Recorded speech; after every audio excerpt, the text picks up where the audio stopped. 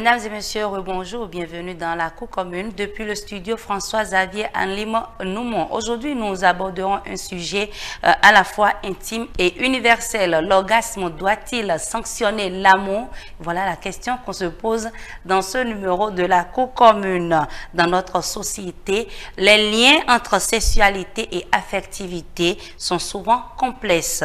L'orgasme, symbole de plaisir et d'intimité, peut-il réellement être considéré comme un critère de validation de l'amour?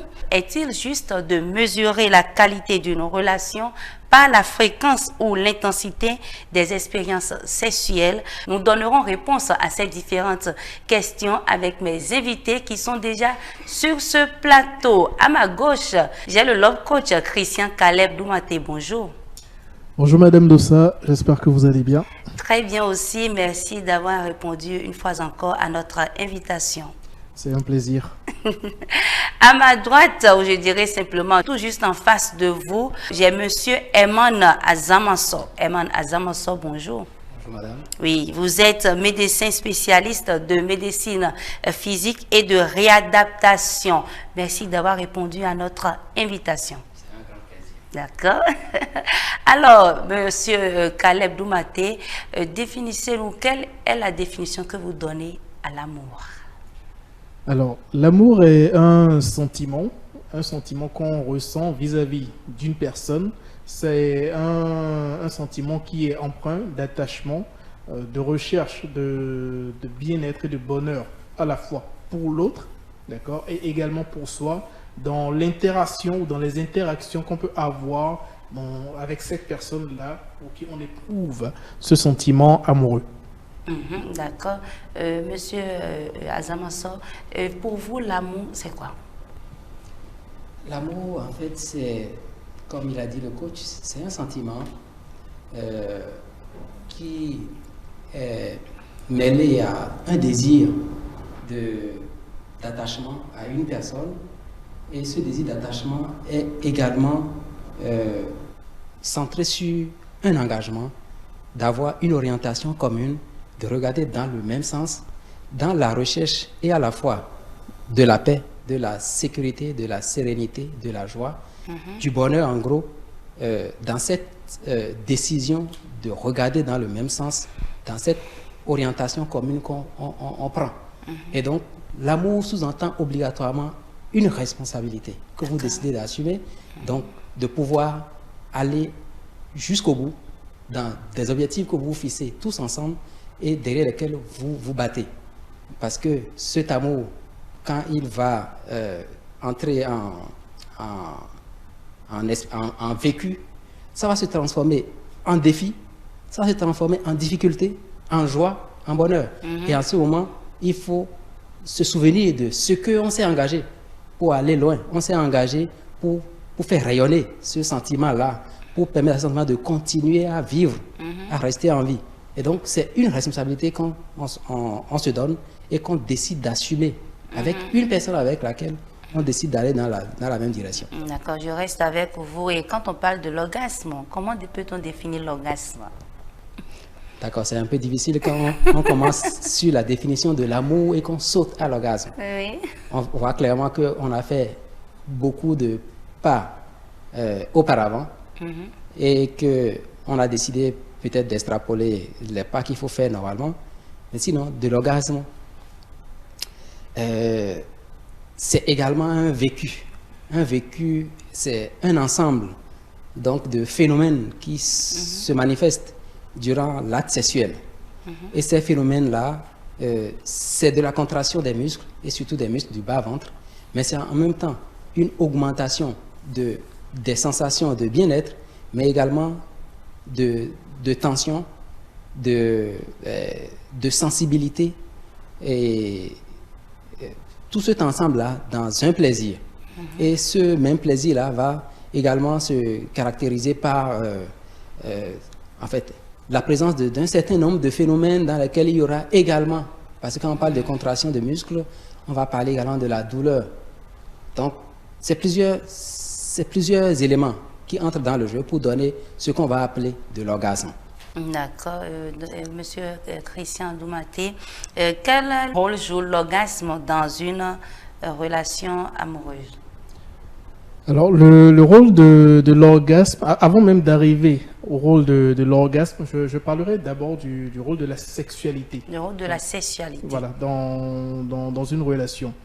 La sexualité est un acte, ou l'acte sexuel en soi est un acte entre deux personnes qui leur permet de se rapprocher davantage dans un échange à la fois de physiologique, d'accord, un contact physique, mais vraiment étendu parce que c'est deux corps qui se touchent, qui se caressent, qui s'entremêlent, pour dire les choses ainsi. Et l'orgasme est le paroxysme de ce acte-là, c'est-à-dire les sensations que l'on éprouve au cours de l'acte, tous les échanges corporels qu'on a, tous ces échanges-là émotionnels au niveau de la sensibilité, etc.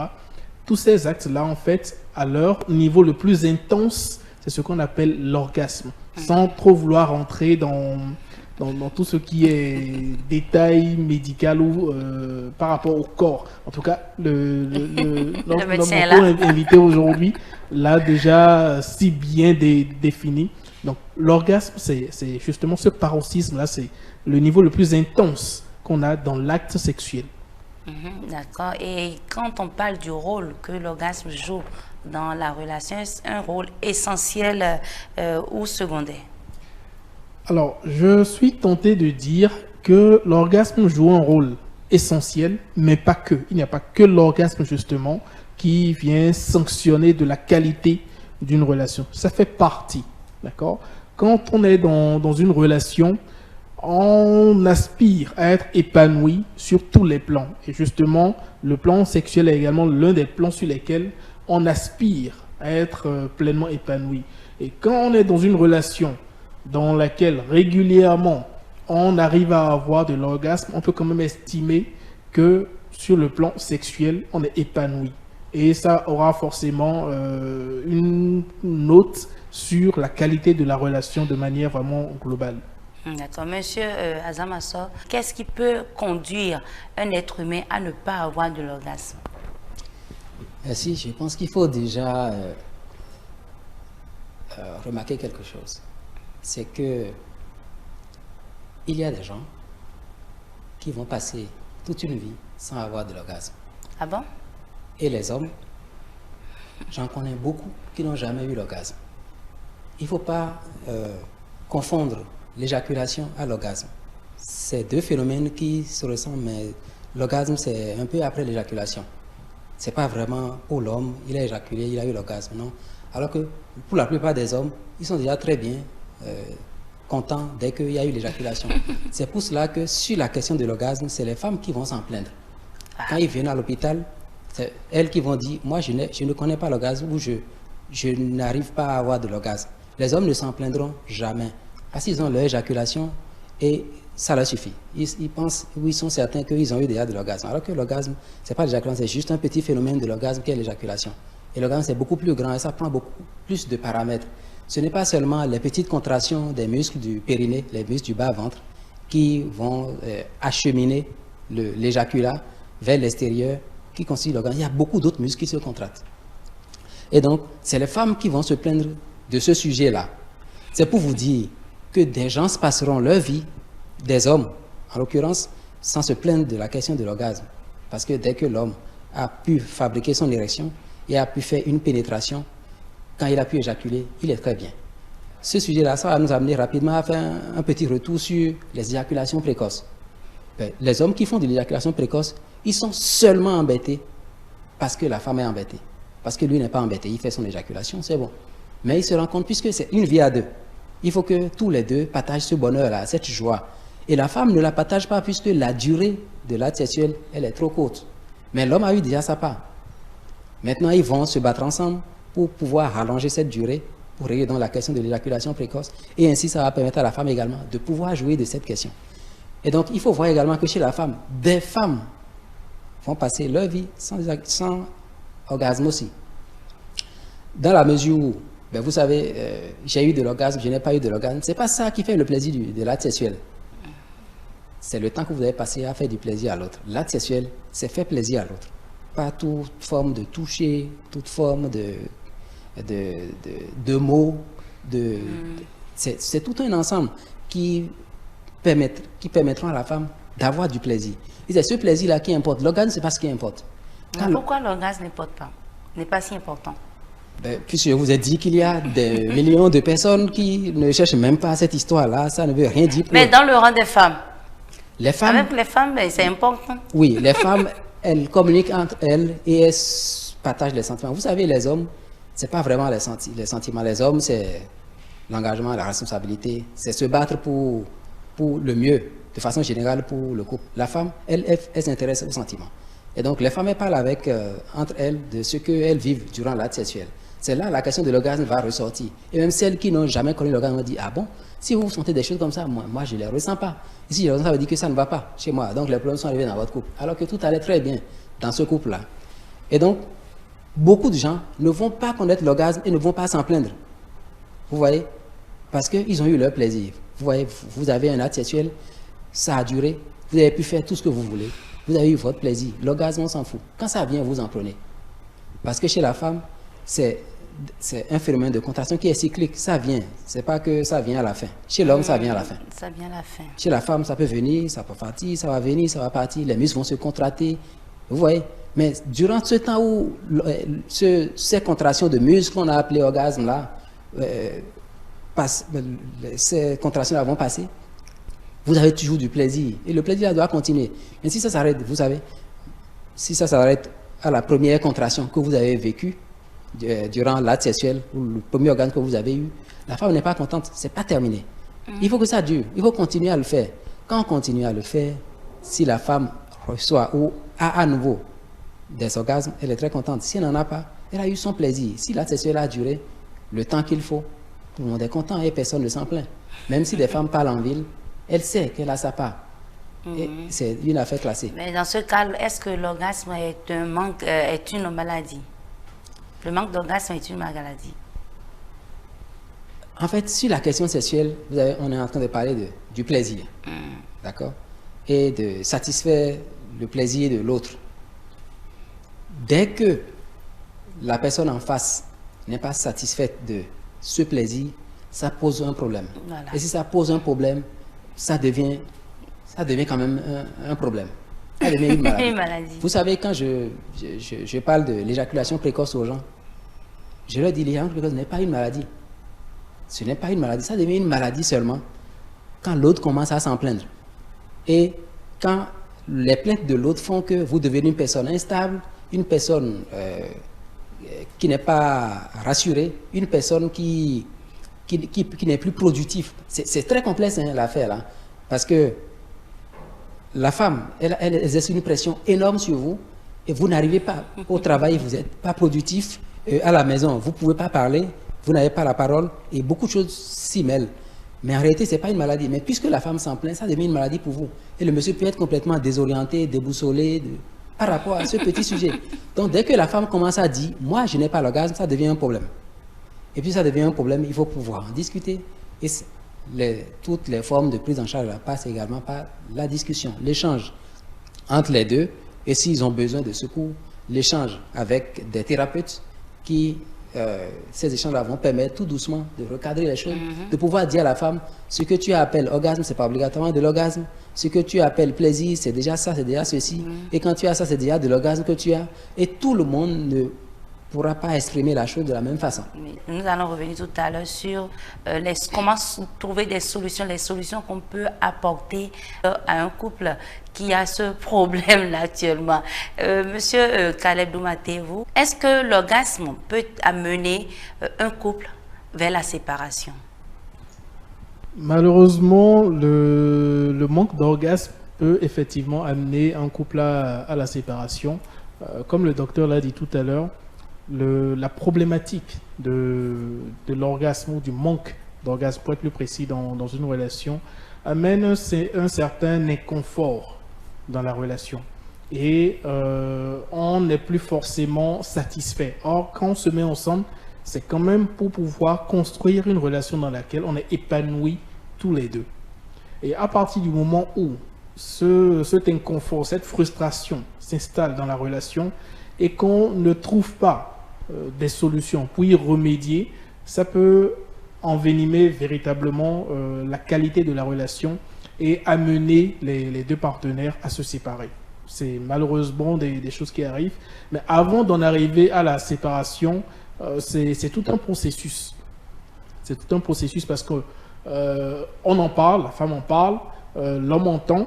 S'il est disposé à comprendre le ressenti de sa femme, ils vont pouvoir trouver des solutions ensemble. Mais dans le cas échéant, où il estime que ce dont sa femme est en train de parler n'est pas quelque chose qu'il comprend, qu'il perçoit et qu'il ne veut pas en tenir compte, ça ne fera que aggraver l'ambiance dans le couple et augmenter la frustration de cette dernière-là qui malheureusement va se sentir de moins en moins épanouie dans la relation. Dans certains cas, c'est malheureux, mais il faut le reconnaître, il y a certaines femmes qui vont rechercher ce plaisir-là qu'elles n'ont pas forcément dans la relation ailleurs, et on sait un peu comment fonctionne l'infidélité sous nos cieux, on sait ce que ça implique, et forcément ça conduit à la séparation des deux partenaires. Est-il possible de continuer à aimer son partenaire, son conjoint ou sa conjointe, même si on n'a pas l'orgasme dans la relation? Alors, il est bel et bien possible de continuer par aimer son partenaire si on n'a pas l'orgasme. Tout est d'abord une question de communication. Comment est-ce que vous communiquez? Comment est-ce que vous trouvez des solutions à ce problème-là? Et les sentiments qu'on a ne sont pas venus à cause de l'orgasme en particulier. Les deux s'aimaient déjà, il y avait déjà une certaine attirance, il y avait déjà des sentiments avant que les deux ne décident de passer à l'acte sexuel.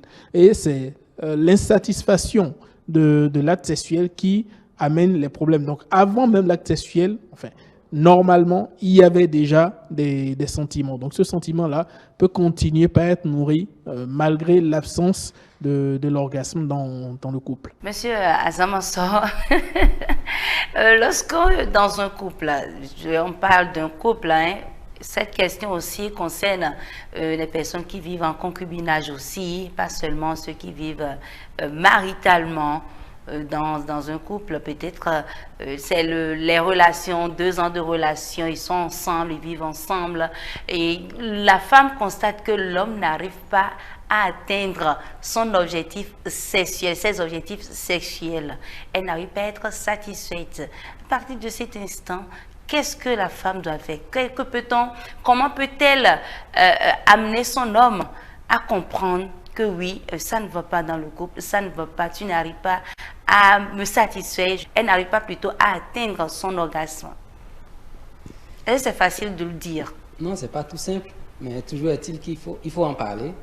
Il faut trouver un moyen pour pouvoir communiquer sur le sujet. Ça peut être après l'acte sexuel, ça peut être durant. Et ça frustre certains hommes. Et il faut trouver la stratégie. C'est pourquoi on dit qu'il faut trouver la stratégie de pouvoir en parler. Et toujours est-il que quand le problème se pose, il faut attirer l'attention et demander du secours. Donc, attirer l'attention de l'homme sur le fait qu'il faut qu'il consulte, il faut qu'il voie des gens pour pouvoir l'aider. Vous savez, ce qui est le plus fréquent, c'est par exemple sur l'éjaculation précoce. Quand c'est là, l'homme aussi sait déjà que c'est trop rapide. Et donc, quand la femme lui dit c'est trop rapide, et du coup, je n'arrive pas à avoir ma part, en tout cas ma satisfaction durant l'acte sexuel, les deux ensemble peuvent décider d'aller consulter et de se faire aider. Il ne faut pas oublier également que les pratiques sexuelles, ça diffère tellement. Il y a tellement de choses qui sont faisables en tant que pratiques sexuelles sans exposer tout de go la verge au vagin. Donc, il y a beaucoup de choses et la femme peut avoir du plaisir, avoir de l'orgasme bien avant la pénétration. Donc, du coup, quand le problème se pose, il faut juste de pouvoir stimuler l'autre à dire, bon, écoute, on va faire cette pratique aujourd'hui ou celle-là demain. Il y a des jeux, j'ai vu des jeux chez une dame, des dés, et vous roulez les dés et vous jetez pour vous dire, voilà ce que vous allez avoir comme pratique sexuelle. Ça permet de pimenter un peu la relation et ça permet éventuellement, si l'homme est trop rapide en termes d'accomplissement de sa tâche, qu'il puisse ralentir, qu'il puisse faire autre chose auparavant. Et ces autres choses vont permettre à la femme d'avoir de l'orgasme auparavant, avant que la pénétration ne vienne pour rapidement conclure l'affaire. Donc, ils doivent en parler. Et personne n'est expert dans le domaine. En fait, quand je dis dans le couple, il ne faut pas que la femme montre au monsieur, toi tu ne connais rien. Non, il faut pouvoir dire, bon, on peut faire ça comme ça, on peut faire ça comme ça. La communication est très importante. Tout à fait. Ou aller acheter ces petites choses-là pour dire, bon, voilà, aujourd'hui, là, ce n'est pas moi qui décide, hein, mais on va lancer le dé pour décider. Le dé vous dit, bon, voilà, aujourd'hui, vous allez pouvoir faire cette pratique, vous allez pouvoir faire cette position. Ça permet, évidemment, d'améliorer la chose. Et ensuite, on est là. Les soignants sont là, ils peuvent vous donner des réponses. Et moi, j'ai écrit comment jouir d'une vie sexuelle riche et épanouie. Il y a plein de réponses dedans. Donc, il y a de la réponse en face. Il ne faut pas qu'on souffre dans cette difficulté jusqu'à se séparer. Et vous savez, quand on se met ensemble, ce n'est pas pour se séparer. Je parlais tout à l'heure de responsabilité et d'engagement. Quand on décide d'aller dans ce sentiment-là qu'est l'amour, dans lequel on prend des responsabilités, ce n'est pas pour se séparer parce qu'il y a eu un défi. Le défi, c'est que vous n'avez pas l'orgasme. Ça, c'est rien du tout, ça. Il faut discuter, il faut relever ce défi-là et passer à autre chose. Il y a d'autres défis plus sérieux à prendre en main et à vaincre pour aller se mêler à de petites choses de « j'ai pas pu avoir l'orgasme ». Il faut changer de stratégie, c'est tout. Je voudrais compléter ce que le docteur a dit. Il y a d'abord, chez la femme, il y a d'abord un travail personnel à faire avant d'atteindre l'orgasme. Parce que atteindre l'orgasme, ça demande d'abord de connaître son corps. De savoir, ok, si mon homme me touche de telle manière ou de telle autre manière, si il me caresse de telle manière ou s'il m'embrasse de telle manière ou s'il fait ci ou s'il fait ça, ça me procure du plaisir. L'orgasme, c'est d'abord se connaître, savoir ce qui peut vous amener dans ce état-là. On ne peut pas demander à un homme de donner de l'orgasme à une femme qui elle-même ne sait pas quelle est la marche à suivre pour lui procurer justement cette émotion, ce plaisir-là. Donc c'est d'abord un travail personnel sur soi. Donc il faut apprendre à connaître son corps, savoir ce qui peut vous permettre de déclencher ce plaisir-là réellement. Ça, c'est la première des choses. La deuxième des choses, il faut pouvoir définir ou noter toutes ces petites choses-là qui vous permettent justement d'arriver à ce plaisir. D'accord, vous connaissez votre corps. Vous savez quelles sont vos zones érogènes. Mais comment est-ce qu'il faut stimuler ces zones érogènes-là? Qu'est-ce qu'il faut faire de manière particulière pour que ces zones érogènes-là soient réellement stimulées? Et une fois que on a ces informations-là, il faudrait maintenant pouvoir les communiquer à l'homme. Et c'est là où intervient justement la partition de l'homme dans la relation ou dans l'acte sexuel qui va pouvoir procurer de l'orgasme à la femme. Chaque femme a son corps, a ses zones érogènes, a ses particularités. Et ce n'est pas parce qu'on a fait telle ou telle autre chose avec une certaine femme que systématiquement ça va fonctionner avec une autre femme. Chaque femme avec laquelle on est une école à laquelle on doit aller pour pouvoir lui procurer réellement du plaisir. Les hommes polygames ont d'ailleurs donc de sérieux travail à faire. Ben on va dire que les hommes polygames sont ceux qui s'inscrivent dans plusieurs filières. Parce qu'il va falloir connaître chaque femme. Lorsque un homme polygame a plusieurs femmes, là, il doit aller à l'école de toutes ces femmes pour connaître le corps de chacune d'elles. Et là, c'est compliqué. Justement, le docteur disait tout à l'heure que c'est un sacerdoce. Donc, il faut apprendre à le faire. Quand on a fait le choix d'être polygame, il faut assumer les conséquences qui vont avec. Et ça demande justement de pouvoir connaître le corps de chacune de ces femmes. Donc, il faut également avoir l'humilité de dire, ok, apprends-moi à te donner du plaisir. Voilà. Et beaucoup d'hommes n'ont pas forcément cette humilité-là. Et même certaines femmes sont complexées. Il faut que la femme amène l'homme à aller dans la direction qu'elle veut. À un moment donné, il faut que la femme tire la main de l'homme durant l'acte sexuel pour dire passe par ici et passe par ici. Et fait ça comme ceci ou qu'elle présente. Il faut qu'elle soit active. Les femmes, bon, en fait, très souvent, elles sont passives, elles sont réceptives, point final. Si vous êtes réceptive, ben, vous vous plaignez de ne pas avoir l'orgasme. C'est votre faute. Il faut participer. Il faut faire changer la direction. Il faut lui dire, bon, fais ça comme ceci, et fais ça comme ceci. Oriente comme ceci dans cet angle, non, dans cet angle. Ne va pas tout, quoi. Il y a des trucs, il y a des choses, des petites choses qu'on doit se dire, tu vois, l'acte sexuel pour rendre l'activité sexuelle riche et intéressante. Derrière, il y a tout ce qui est préparation ou préparatif avant l'acte sexuel. Les petits cadeaux, ça commence à préparer la femme.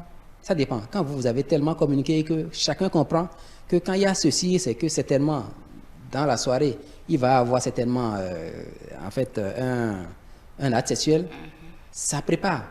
Et ça prépare le corps et de la femme et de l'homme à donner de l'orgasme ou à avoir de l'orgasme.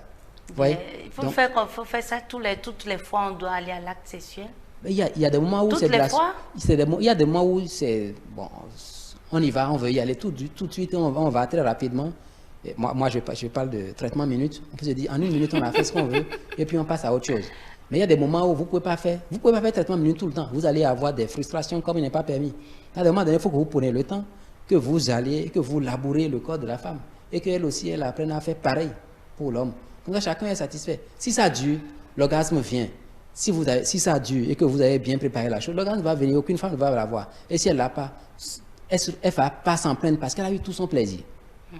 Mais il faut préparer les petits cadeaux, les petits gestes, les petits touchés. Et ces petites choses, ou bien, même il y a des gens, les petites tâches dans la maison. On dit, bon, ouais, je vais te couper la tomate, ou je vais te faire ci. On fait ça rapidement, on sort de là. L'autre sait déjà que ces petites choses-là sont en train de dire quelque chose. Donc, le corps est préparé. L'homme, tout comme la femme, doivent être romantiques. Bien évidemment. Ça permettra d'aller à l'orgasme. Je dirais même au-delà du romantisme, en fait, souvent on a tendance à résumer la sexualité du couple à l'acte sexuel. Mais comme le docteur l'a dit, ça ne se limite pas à l'acte sexuel. C'est tout un univers en fait qu'on crée pour se préparer à aller à l'acte sexuel. Donc, les petits cadeaux, les petits messages, les petits gestes, on peut avoir des clins d'œil. En tout cas, il y a énormément de choses qu'on peut mettre en place pour faire comprendre à l'autre que, ok, là, je te désire. Et il faut également pouvoir manifester le désir parce que une femme qui ne se sent pas désirée, bon, pour un homme qui se comporte comme si, allez, bon, moi j'ai envie, tu te couches, je fais ce que j'ai à faire, voilà. Ça ne procure pas ce désir-là à la femme. Mais quand la femme, elle se sent désirée, et que le monsieur il fait des compliments, ah vraiment chérie, aujourd'hui, la manière dont tu marches là, ce que je vois, quand il montre à sa femme qu'il la désire, elle se prépare. Et le fait de se sentir désirée également va jouer dans le déclenchement de l'orgasme pendant l'acte. Donc c'est beaucoup de choses qu'il faut pouvoir mettre en place, créer véritablement la sexualité dans le couple, pas se limiter à l'acte sexuel exclusivement.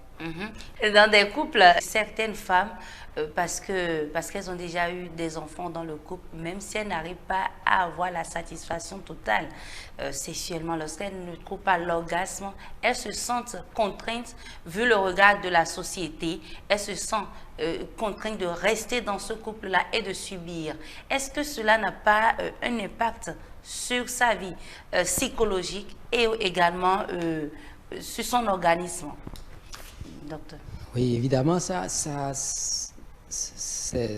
une façon, c'est un mode de vie, c'est notre société, c'est de la culture, notre culture. Et cette culture-là, heureusement, on a une culture comme ça qui nous permet de garder les gens au foyer. Mais c'est pas ce qu'il faut faire, parce que il y a beaucoup de choses qui évoluent, beaucoup de choses qui avancent. Ce qu'il faut faire, je me souviens, il y a quelques années, vous ne pouvez pas vous plaindre sexuellement et trouver quelqu'un pour répondre. Il n'y a pas de répondant. Aujourd'hui, de plus en plus, il y a des répondants. Mais se plaindre comment?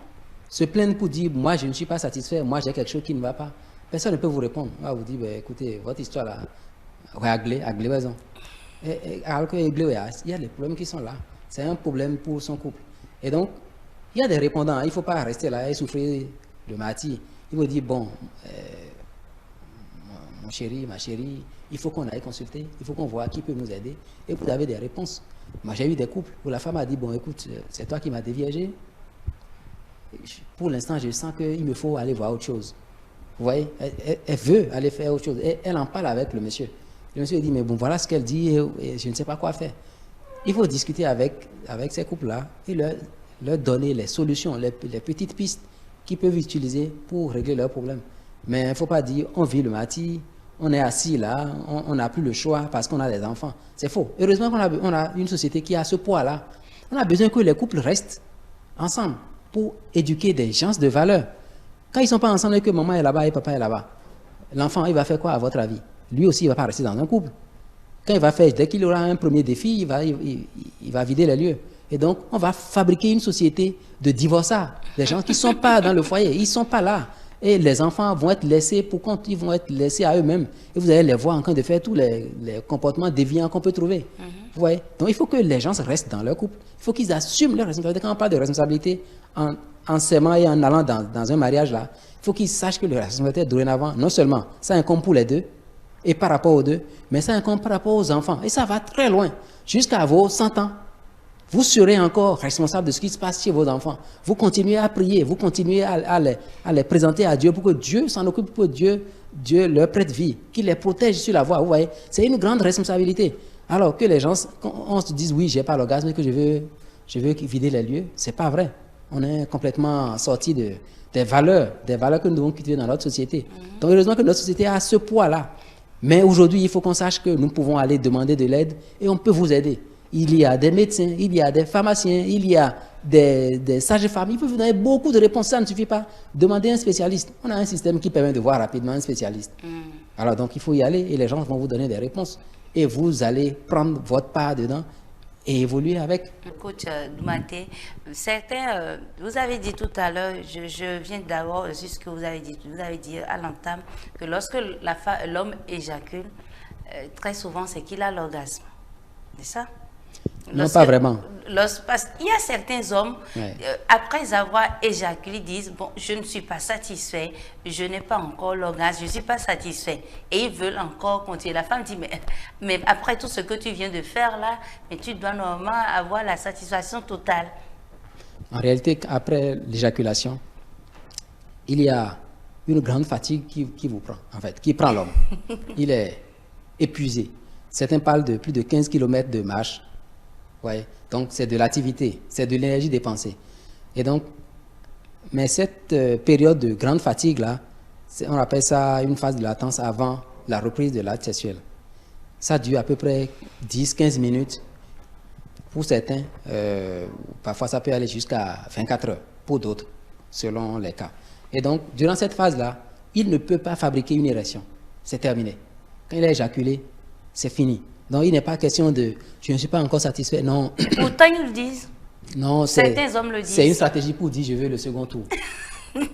C'est juste ça. Est-ce vrai? Mais il sait très bien qu'il ne peut pas initier le second tour là, tout de go. On sait, à moins qu'il n'ait pas éjaculé. S'il a éjaculé, le second tour là, ça va patienter 10 minutes, même s'il continue à faire, à tromper un peu la femme en fait. À lui faire croire que bon, on est encore là, mais en réalité, vous n'êtes pas là. Et puis, puisque après l'éjaculation, la verge ne va pas se rétrécir complètement tout de go. C'est quand même, il y a une certaine rigidité. C'est l'érection, c'est un phénomène vasculaire. C'est du sang qui entre dans les vaisseaux, les corps caverneux là, pour devenir rigide. Quand l'érection est terminée, le sang là va commencer à retourner tout doucement. Donc, ce retour tout doux va faire que l'érection va commencer à diminuer tout doucement, tout doucement, tout doucement. Sur les 10 premières minutes là, ça va diminuer suffisamment, mais ça va reprendre parce que le temps de latence là, cette phase-là va terminer. Quand cette phase est terminée, eh bien, la remontée à nouveau de ce sang-là va commencer et donc l'érection va commencer à se remettre tout doucement et il pourra faire ce second tour. Et la même stratégie aura lieu à la fin. Donc, ils disent, j'ai pas eu l'orgasme, c'est pour vous dire simplement, j'ai besoin de faire le second tour, je veux le faire même si je suis fatigué, je suis assez coriace pour pouvoir faire ça. Et donc, il va continuer à faire. Mais c'est pas parce que il n'a pas eu l'orgasme ou il n'est pas satisfait, il veut le second tour. Il a déjà éjaculé. C'est les prémices de l'orgasme chez l'homme. Parce que chez l'homme, après cette éjaculation, a lieu une phase de grosse contraction de tous les muscles du périnée et c'est dur, et c'est tendu, et c'est coriace. Si vous avez envie d'aller faire pipi, ça ne peut pas sortir. L'homme, il a beau eu envie d'aller uriner, l'urine ne peut pas sortir parce que tous les muscles sont contractés là-bas. Il a beau eu envie d'aller au WC, ça ne peut pas sortir. Il doit patienter que le temps là passe d'abord, c'est le temps de l'orgasme. Et ça peut faire très mal. On peut être amené même jusqu'à prendre des médicaments parce qu'on a mal. On a tellement mal. Et parfois, quand les femmes voient ça, elles s'inquiètent. Elles disent, oh mon Dieu, qu'est-ce qui s'est passé? Vous voyez? Chez la femme, ce n'est pas aussi intense et aussi douloureux. C'est des contractions qui viennent, ça peut faire de petites douleurs, mais ça va disparaître. Mais chez l'homme, voilà ce qui se passe. Donc, quand l'homme te dit, je n'ai pas eu l'orgasme, quand il a vraiment eu l'orgasme, sincèrement, il vous dit, bon, c'est terminé, il n'y a plus rien à faire. Il faut laisser tomber parce que moi, j'ai mal derrière, je ne peux pas réinitier autre chose. Donc, voilà ce qu'il faut voir de la chose. Est-ce vrai? C'est totalement vrai. Bon, je vais peut-être expliquer la chose d'un point de vue moins médical. Enfin, et je pense que les hommes vont se reconnaître dedans. La sensation qu'on ressent à la première éjaculation est beaucoup moins intense que celle qu'on ressent à la deuxième ou la troisième éjaculation pendant le même acte. Et je pense que plus cette sensation-là est intense, plus on a l'orgasme. Je pense que ça illustre ce que le docteur est en train de dire. Donc, la première éjaculation ne donne pas systématiquement l'orgasme. Elle donne du plaisir, certes, mais le véritable orgasme vient au bout du deuxième ou du troisième coït. Donc, vous pouvez faire troisième jusqu'au 10e, hein, et vous n'avez pas d'éjaculation. Donc, il ne faut pas qu'on se trompe. L'éjaculation, c'est une étape qui peut arriver. Ce n'est pas dit que systématiquement on a eu l'acte sexuel, on a eu l'orgasme. C'est faux. J'allais même demander après combien de tours l'homme atteint son orgasme. Non, je vous dis que ce n'est pas ça. Vous pouvez faire le premier, tout est bien préparé. Vous ne pouvez pas commander. Vous voyez? Même la femme, elle ne peut pas commander. C'est pour ça qu'une femme dise, moi, je n'ai pas eu l'orgasme, donc je veux quitter le foyer là. C'est un mensonge. Vous voyez? Donc, ça ne se commande pas. C'est tout un environnement, c'est toute une préparation qui va produire ça. Vous voyez? Et vous disiez que les hommes peuvent passer toute une vie sans l'avoir. Ce n'est pas parce qu'ils sont malades, non, du tout. Mais ils ont leur plaisir, ils ont leur éjaculation. Et la femme aussi, elle va avoir pleinement son plaisir, va faire tout ce qu'elle veut. Mais elle n'a pas eu l'orgasme. Mais elle est satisfaite, vous voyez. L'orgasme, ce n'est pas la chose qui satisfait. C'est juste le désir de quelque chose. Quelque chose, vous voyez, les hommes, quand ils veulent quelque chose qui, entre griffes, n'est pas vraiment tout à fait matériel, qu'ils n'ont pas en main. Ouais, le bonheur, c'est dans la recherche de ce que vous voulez. Ce n'est pas dans l'atteinte de ce que vous voulez. Donc, ils recherchent ça, ils sont plus heureux parce qu'ils veulent avoir de l'orgasme. Mais sinon, en réalité, on n'en a pas besoin. Est-ce que l'homme ou la femme peut, l'un d'entre eux, hein, bon, tout comme l'homme ou la femme, peut atteindre l'orgasme sans s'en rendre compte? Non, c'est plusieurs manifestations. C'est des contractions, c'est en plus mêlé à cette contraction-là, la satisfaction d'être dans un bonheur, dans une joie. Et quand ça contracte, vous savez, et même l'homme sait. L'homme sait que ça contracte les muscles de l'abdomen, les muscles du périnée, ça contracte de beaucoup d'endroits, dans les muscles du dos, les muscles de pied et des jambes, on le sait, vous voyez. Donc ça ne passe pas inaperçu. Mais je répète encore, l'acte sexuel, ce n'est pas égal à l'orgasme. L'orgasme, si ça vient, vous prenez. Et vous ne pouvez pas commander ça. C'est quelque chose de complètement réflexe. Mais il y a certaines femmes qui prennent des médicaments pour pouvoir atteindre l'orgasme. Est-ce que vous savez? Oui, il y a des choses pour déclencher le phénomène. Il y a des petites choses pour déclencher le phénomène. Chez l'homme, chez l'homme tout comme chez la femme aussi? Ce que je sais chez l'homme, en tant que spécialiste de neurosexologie, la seule chose qui est importante dans un acte sexuel, c'est que l'homme arrive à éjaculer. L'orgasme, on s'en fout un peu. C'est quelque chose d'immatériel ou c'est quelque chose d'insaisissable. Vous voyez? Si l'homme éjacule, on pourra avoir comment on appelle, une grossesse. Parce qu'il y a les spermes qui seront émis. Et donc, c'est ça qui importe. Et il y a des médicaments pour accompagner ça. Et l'homme vous dira, si j'ai eu mon éjaculation, c'est que j'ai eu déjà mon orgasme et je suis satisfait. Vous voyez? Donc, il n'arrive pas à comprendre qu'il y a quelque chose derrière là-bas qui a pris l'orgasme. Et la femme, c'est les petites contractions. Des médicaments pour avoir de l'orgasme, c'est les petites choses qu'on a dit déjà là. Et peut-être de petites choses qu'on utilise pour avoir également de l'éjaculation chez l'homme, qu'on sera amené à extrapoler pour donner à la femme. Mais en réalité, voilà le sujet derrière lequel on court, quoi. C'est un sujet qui n'est pas matériel. En fait, on ne peut pas vraiment matérialiser. On dit, bon, ok, c'est 1 plus 1 égale 2. Vous pouvez faire 1 plus 1, fatigué. Il n'y aura pas le 2 par rapport à l'orgasme. Vous pouvez multiplier les partenaires. Vous pouvez avoir beaucoup de partenaires à la fois. Ça ne va pas donner l'orgasme. Quel que soit le nombre de partenaires. Vous pouvez être 10 sur la même femme. Vous n'aurez pas l'orgasme. Ils vont faire tout ce qu'ils veulent. Ils peuvent avoir. Ce n'est pas quelque chose que vous pouvez déclencher. Alors que si vous êtes bien préparé avec le mari, vous pouvez l'avoir. Mais vous ne pouvez pas dire, bon, aujourd'hui, on décrète qu'aujourd'hui j'aurai l'orgasme et demain je n'aurai pas.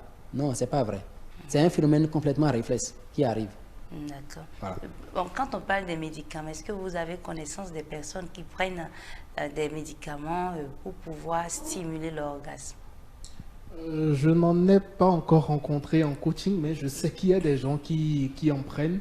Et pour ce que je sais du sujet, c'est qu'à terme, ça a des conséquences qui ne sont pas forcément positives sur la sexualité, sur les performances même de la personne qui en consomme. Qui en consomme, d'accord. Et je reste toujours avec vous. Quand on dit l'orgasme, d'accord, le thème du sujet, l'orgasme sanctionne-t-il? D'accord, l'orgasme doit-il sanctionner l'amour? Pour vous, est-ce que l'orgasme doit sanctionner l'amour? Alors, clairement, non. Comme je le disais à l'entame, la sexualité fait partie d'un ensemble qui permet d'être épanoui dans une relation. Et prendre l'orgasme pour sanctionner l'amour, c'est revenir à réduire toute la relation ou tout ce sentiment-là exclusivement à l'orgasme, ce qui n'est clairement pas possible. Donc, il vaut mieux ne pas se limiter à ça, essayer de trouver le moyen d'améliorer cet élément-là qui fait partie d'un ensemble pour que la relation en elle-même soit de plus en plus qualitative. L'orgasme doit-il sanctionner l'amour? Voilà. Donc la réponse est clairement non.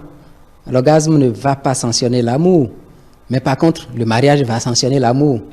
Parce qu'on a dit que c'est une question de responsabilité. Vous devez assumer des responsabilités et en fait, restreindre l'amour à de l'orgasme, c'est une fuite complètement de la responsabilité. Vous vous mettez dedans, vous devez vous battre pour réussir cette vie commune que vous avez décidé et faire face aux défis et les assumer. Et ces défis ne peuvent pas se résumer à l'orgasme. Encore que c'est quelque chose de virtuel qu'on ne peut pas commander, qu'on peut pas... C'est pas un comportement que vous pouvez tout de go en fait générer. C'est quelque chose qui arrive, c'est du réflexe qui arrive durant l'acte sexuel quand vous êtes pleinement dans les bas et que vous avez votre plaisir, ça peut arriver. Vous pouvez avoir suffisamment de plaisir, ça n'arrivera pas. Donc on ne peut pas résumer ou restreindre l'amour à l'éjaculation, mais par contre, l'éjaculation ou à l'orgasme, mais par contre, à un mariage qui dure dans le temps, un mariage dans lequel vous assumez vos responsabilités, un mariage dans lequel vous ne défilez pas parce que vous avez un défi à relever. Quel message avez-vous à dire à l'endroit d'un couple, peut-être qui nous suit, ou bien à ces téléspectateurs qui nous suivent, un monsieur qui désire quitter sa femme, ou la femme qui désire quitter son conjoint juste parce que dans le couple, il ou elle n'arrive pas à être satisfait comme cela se doit? Non, clairement, c'est que ça n'a pas de sens. Ce n'est pas concevable. Et quand ils ont des défis, il faut qu'ils s'orientent vers des professionnels, des gens qui peuvent les aider. D'accord? Il faut avoir recours. Parfois, les hommes ne sont pas compliants. Ils ne veulent pas aller. Ou parfois, même, c'est la femme qui n'est pas compliante. J'en ai vu déjà. La femme a dit, moi, je n'en veux pas. Vas-y, va régler ton problème là-bas. Alors qu'on a bien besoin de la femme dans la thérapeutique qu'on est en train de mettre en place. Mais elle n'en veut pas. Donc, l'autre peut ne pas vouloir. Mais il faut trouver les moyens d'amener l'autre à participer. Ou s'il n'arrive vraiment pas à participer et que vous y allez, vous prenez les conseils, vous prenez les mesures, il faut l'amener l'orienter dans la recherche de cette imperfection que vous désirez résoudre. Et donc, il ne faut pas que la femme reste passive et dise, bon, il va tout faire. Non, il ne sait pas tout faire. Il ne peut jamais tout faire. Et si vous avez envie que les choses changent, mais écoutez, il faut le mettre à terre et monter sur lui. C'est encore une stratégie. Ou bien changer de position, quoi. Ou changer de dire, bon, aujourd'hui c'est comme ça, vous allez faire. Ou bien faire recours aux petites choses qu'il y a. Il y a des gadgets sur le marché, là. Des gadgets qui vous disent, voilà ce qu'il faut faire aujourd'hui. Aujourd'hui, voilà la position que vous allez adopter. Non, aujourd'hui, voilà les comportements que vous allez avoir. Et donc, vous vous amusez. Si le couple adhère à ça, vous lancez votre dé chaque soir et vous y allez. Monsieur le coach Doumaté, vous, pour quelqu'un ou bien un couple qui se retrouve dans cette difficulté, quel est votre message? Le message que je leur donnerais serait de développer de la sexualité.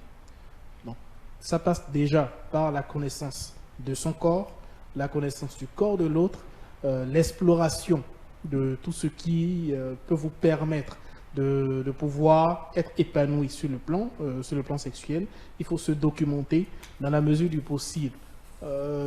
Contacter des personnes, des spécialistes de la question qui pourront mieux vous orienter, qui pourront vous donner des conseils, vous faire une thérapie au besoin pour que vous puissiez réellement atteindre l'épanouissement sur le plan sexuel. Ça ne sert absolument à rien de se séparer pour une question sexuelle, à moins que ce ne soit une grosse incompatibilité. Mais en dehors de ça, il y a quand même des choses à faire pour solutionner ces problèmes-là. Il y a quelque chose que je dis souvent, oui. Le président Obama, il a eu recours à du soutien psychologique. Personne ne sait, en fait, ça reste souvent caché. Et la famille Clinton, ils ont eu du recours à du soutien spécialisé pour que leur couple reste debout. Donc il faut qu'on sache que si on a des difficultés, on peut faire recours à des gens qui peuvent vous aider. Oui, c'est vrai que c'est des soins, cela aura un coût, mais ça vous permettra de régler vos problèmes et de rester dans le couple et pour pouvoir produire des enfants de qualité pour notre nation. On a besoin des enfants de qualité pour cette nation, pour qu'on se développe, les luttes qu'on fait là, pour que ça puisse produire. Il faut que la famille joue le premier rôle de former des enfants intelligents et des enfants qui sont respectueux des normes, des règles de la société, des enfants qui sont capables d'entreprendre. Vous voyez, on a besoin de toutes ces choses-là. Et ce n'est pas avec des parents qui sont séparés. Avec des parents qui disent « Hey, mon ami, ce que tu fais là, ce n'est pas bien, reviens ici, tu sors du cadre. » Et quand ça ne revient pas, il faut être dit « Bon, remets-toi dans le jeu. » Vous voyez, donc il faut que les deux soient présents. Ce n'est pas en se séparant, et pas en se séparant pour des histoires de sexualité.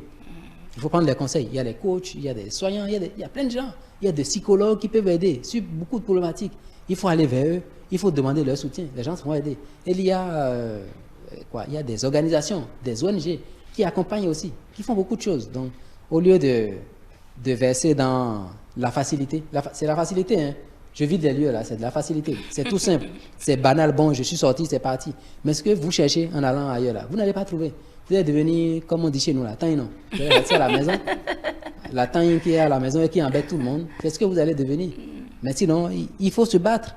C'est celui qui réussit, c'est cette personne-là qui aura de la valeur. Mais la personne qui s'est défilée, elle n'a aucune valeur. Mais les hommes aussi, certains hommes disent « J'aime ma femme, mais elle n'arrive pas à me satisfaire. Elle n'arrive pas à me donner, à me satisfaire à telle enseigne que j'obtienne mon orgasme. » Et ces hommes-là, c'est le dehors qui se gère au dehors. Il dit des histoires. Il veut prendre une deuxième femme. Il faut lui dire de prendre sa deuxième femme. C'est vrai. Passer à autre chose. C'est une possibilité, mais si ça... Est-ce que des hommes ou des femmes sont déjà venus vers vous pour se plaindre?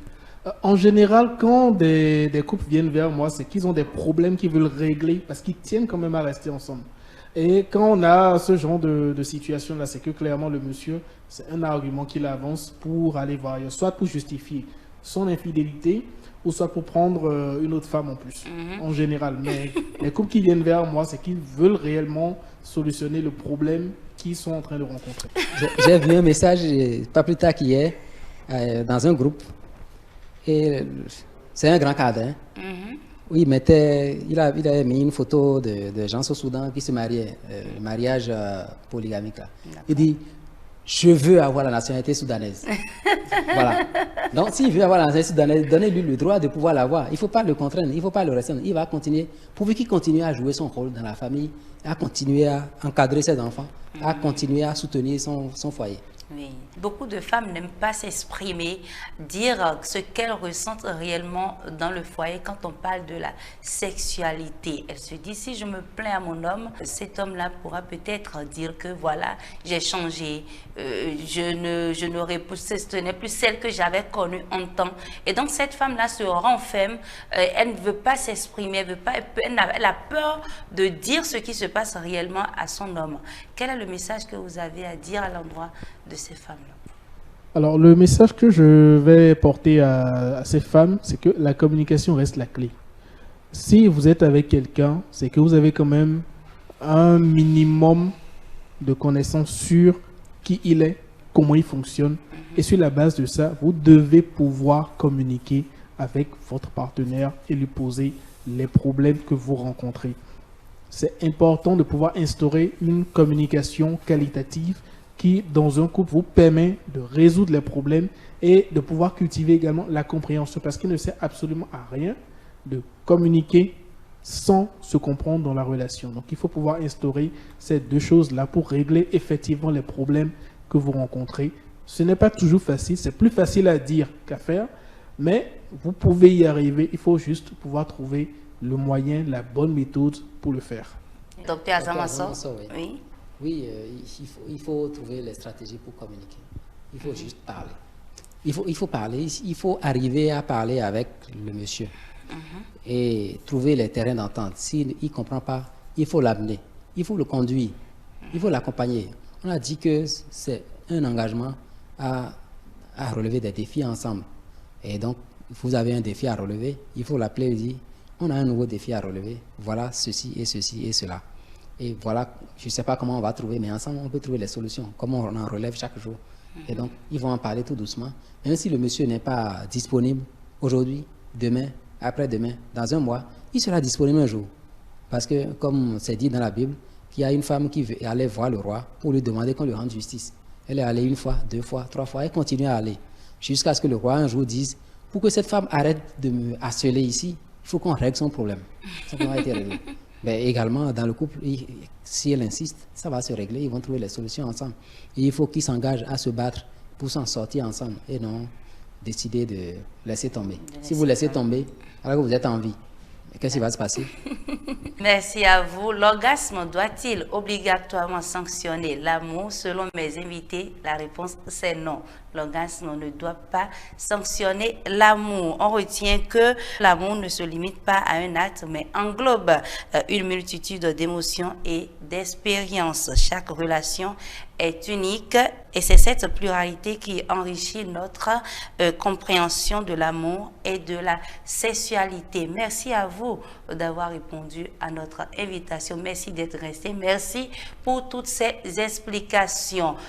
Docteur Eman Azamasso, également le coach Christian Caleb Doumaté. Merci à vous, chers téléspectateurs, de nous avoir suivis. Merci à toute l'équipe de la technique. Suivez-nous sur nos différents canaux digitaux, notre site web www.etele.com, notre chaîne YouTube ETele Bénin, notre compte Insta ETele Bénin, notre page Facebook ETele en direct via nos applications iOS et Android. ETele Bénin, ETele avec vous, pour vous.